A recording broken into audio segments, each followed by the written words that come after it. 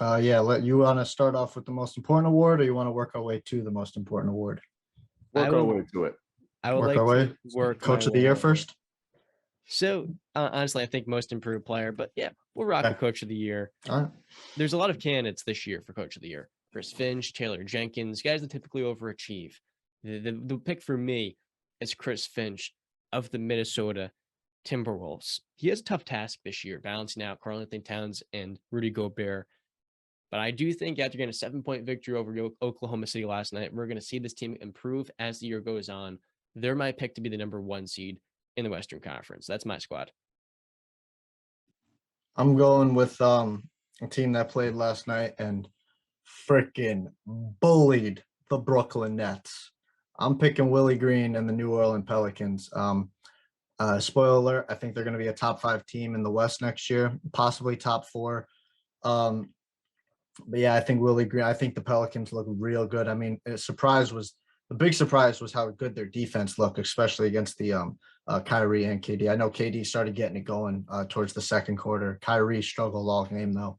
But yeah, I'm taking Willie Green and the New Orleans Pelicans. I think they're gonna have a big year. Yeah, no, actually, I had that same exact pick with Willie Green.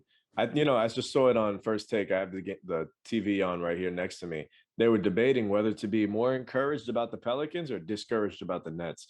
And I think last night was just more so that the Pelicans are a super talented team.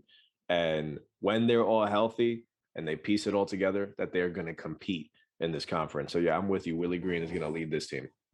One thing I do got to say, I love Zion's mentality. I freaking love it. I mean, after almost every play that he scored or whatever, this guy was smiling, laughing, talking to himself. After every foul, he was like, talking to himself, basically being like, yeah, man, that's some beat. Like, that's not, these guys are soft, man, bro. I just love the mentality he brings. He was basically laughing at Ben Simmons all night. And that's just, Zion's a bully, man. He really is. And he was stealing rebounds from Valanciunas all freaking night. He was like, nah, Valanciunas, this is my board. It's time we start to realize who Ben Simmons is. Last night was very, very ugly. All of his shots were lobs and did not have any aggressiveness as a scorer that you're going to need if this guy is your X factor as a team. Now let's introduce to you guys BetStamp. Now BetStamp is a all-in-one marketplace because every sports book has different odds. On FanDuel, they got Detroit Lions at plus 194. Oh, those are good odds. I'm getting an underdog at a good price, but wait. Sugar House has them at plus 215. Get a little bit more bang for your buck, and that's what it's all about when you're betting. You can track all your bets through all the sports books, and I'll have that right there in one convenient place for you to look. And our referral code is WISEGUYS, WISEGUYS. That's WISEGUYS. And like I was saying, the biggest thing with BetStamp, guys, it's free. Okay, so next up, most improved player. A lot of very big candidates going to year 3. Last year, John Morant won the award. In the discussion were guys like Jordan Poole and Tyrese Maxey. I think this year, Tyrese Halliburton becomes that guy. In Indiana, given the full keys on a very talented offense, he is going to thrive playing off of Bennedict Mathurin. Typically, we see these guys like Julius Randle be a top 4 seed. I do think Tyrese is the outlier. I hope I'm not stealing your thunder again, Justin, but I'm going Anthony Edwards. Ant-Man. Made a big jump from year 1 to year 2.